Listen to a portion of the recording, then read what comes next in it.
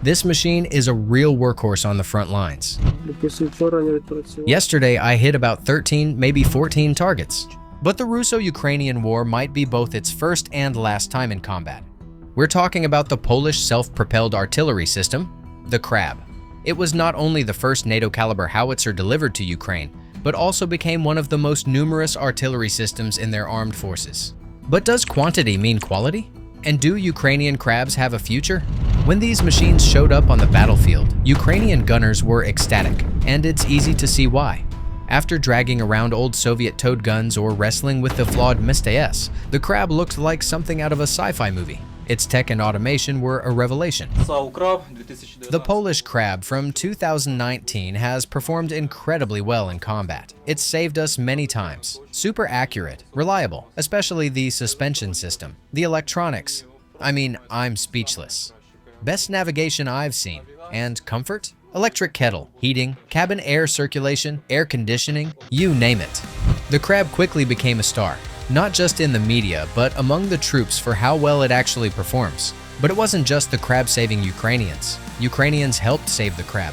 Before 2022, the KRAB program was small-scale and struggling. Orders were limited, and its future was uncertain.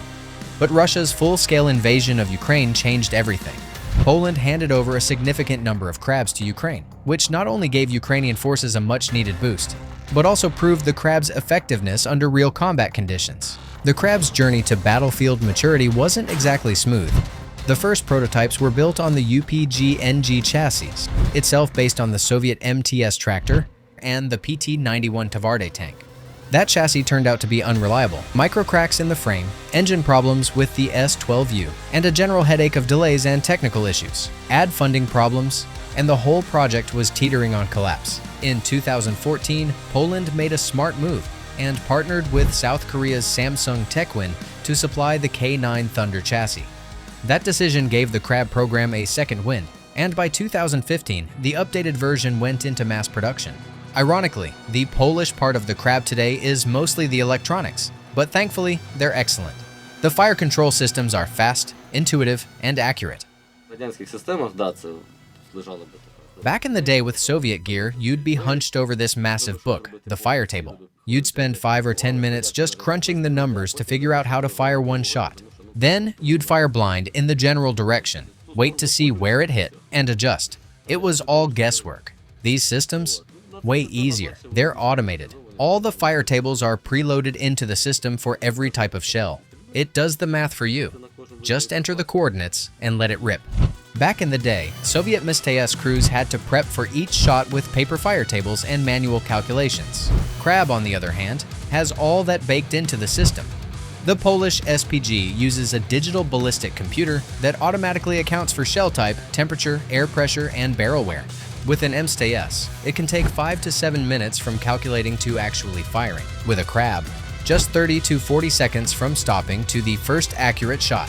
That literally means by the time a Soviet Msta crew finishes their math, KRAB has already fired and driven off. Give this video a like. It tells YouTube it's worth showing to more people. But are these features enough to make KRAB stand out among the other SPGs used by the Ukrainian armed forces? KRAB has 3 main competitors in Ukraine's arsenal: M109, AS90, and the PZH-2000. M109, the all-time American artillery classic, Ukraine mainly uses its upgraded variants. It's got a shorter barrel, which limits its range to around 20 to 30 kilometers. The upside? It's widespread, easy to maintain, and logistics are simple. But in terms of accuracy and rate of fire, it falls behind more modern systems like KRAB or the PZH-2000. PZH-2000, meanwhile, is the most high-tech and the most high-maintenance. This German howitzer has an advanced fire control system, a firing rate of up to 10 rounds per minute, and a range over 40 kilometers, but it also needs frequent servicing, is sensitive to harsh field conditions, and has limits on sustained firing, all of which became clear in Ukraine's intense battlefield environment. AS90, the British SPG, actually shares a lot with the KRAB. In fact, KRAB uses the AS90 turret, but most British AS90s still use older chassis with limited lifespan. Their range is up to 30 kilometers. They work well for Ukraine, but they're not typically deployed on the hottest parts of the front. Their age catches up quicker than newer systems, so KRAB ends up being a golden middle ground, reliable, accurate, and mobile enough. Not as refined as the PZH-2000, but not as aged as the M109. But KRAB's main problem lies elsewhere. We'll get to that in a minute. Because first, let's talk about the real deal, blowing up the enemy. The KRAB is always ready to strike. If the system is on and the weather is fine, give it a minute or two, and we're good to go. KRABs are what we call big boss artillery. These are serious guns for serious men. When you're sitting there at battalion level correcting mortar fire, and they tell you, hold up, the KRABs are joining in to drop 2 or 3 shells. It's like getting a reply from the girl you've crushed on your whole life. And now, it's time to drop those 2 or 3 shells. Your subscription tells YouTube this channel is worth watching. Tap subscribe to support us. But firing from this machine is not just about boom and hit. There's this function, MRC. We can fire 4 rounds into one target zone, and they all land at the same time. And that's not even peak performance. The commander of the 40th Brigade once proudly shared a jaw-dropping stat. In a minute and a half, we fired 15 rounds, like it was a machine gun. But wait, there's more. Here's a fun fact. Never step on my mistakes again. And if you ever visit a crew firing 155mm shells, don't ask where they keep the shell casings. Because surprise, there aren't any. There's no shell casing for 155mm. The propellant burns up entirely, pushes out the shell, and that's it. The whole charge gets consumed in the process. No one's counting KRAB's total confirmed kills, but the sheer rate of fire speaks volumes. Some barrels on the front have gone way past their service limits. The Poles said it was impossible to fire that much through one barrel. For instance, in Poland, their upper limit per barrel is 2,500 shots. Before I came here, I checked. My barrel had fired 470, but one of our guns here, 7,200. Yeah, 7,200. They ended up putting that gun in a museum, and one of the reasons KRAB racks up that kill count, this beauty, Excalibur.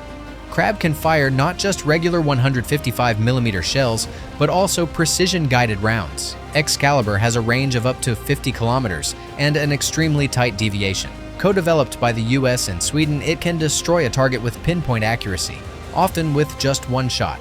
We fired it a bunch of times, not just me. I actually trained in Germany on Excaliburs. These are high-precision rounds that hit hard. The deviation from target?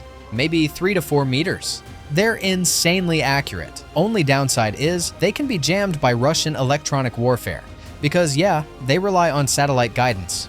Ukrainian artillery crews have been actively using Excaliburs in the Kursk region, where KRABs play far from a secondary role. With Russia now receiving military aid from North Korea, it was this very howitzer that became the first to take out their weaponry. But that didn't happen in Kursk. It happened in Ukrainian Donbass. Our commanders told us we were hitting a Soviet peon, then later said it was a Koksan. They look pretty similar. Big barrels, you know?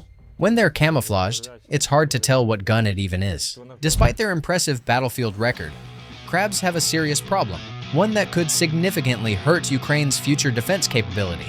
See, the KRAB is something of a Frankenstein's monster of Polish defense manufacturing. Its chassis is South Korean. From the K9 Thunder, its turret comes from the British AS-90. The only thing purely Polish is the electronics and onboard software. And as you might guess, repairing this thing is no walk in the park. That's why Poland has decided to switch entirely to the Korean K9 system, which only makes it harder for Ukraine to maintain the KRABs. In fact, the KRABs received from Poland are one of a kind.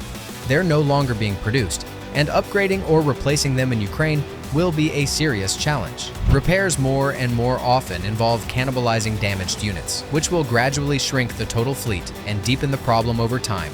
And let's not forget, this is still a war. KRABs are a high priority target for Russian forces, who are doing everything they can to spot and destroy these howitzers, especially using Lancet drones. They're coming in constantly now. One week, we had 3 Lancets hit our old position.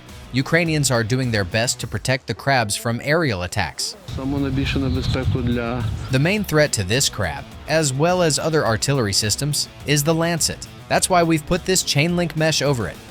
It's called a lattice fence. and it helps prevent a direct hit from a Lancet. And in most cases, it works, but not always. According to open-source data, Ukraine has lost around 30 KRABs, either destroyed or severely damaged. This is all that's left of our little KRAB, the one our allies gave us. There were 50 or 60 shells inside when the Russians scored a precision hit. Only the turret survived. Such losses can't be blamed on flaws in the machine or crew mistakes. Unfortunately, they're inevitable under the kind of intense combat Ukraine faces, and the KRAB is working non-stop. The Polish people stepped up and delivered their KRABs to Ukraine exactly when they were needed most, and the system has proven itself completely. Not a single day off. We're working constantly. In the hottest phase of the war, these machines are irreplaceable. But the future of the KRAB remains uncertain. It's unlikely to become the primary artillery system for Ukraine, and the number of KRABs will only shrink, not just from battlefield losses and wear and tear, but also because Poland is transitioning to a different platform. Still, despite everything, the KRAB keeps fighting and destroying the enemy. We've got targets, we've got the will to fight, and we'll keep going. We'll crush the enemy to the very end. Like this video and tell us in the comments, what topics should we cover next? We'll pick from the most liked ones.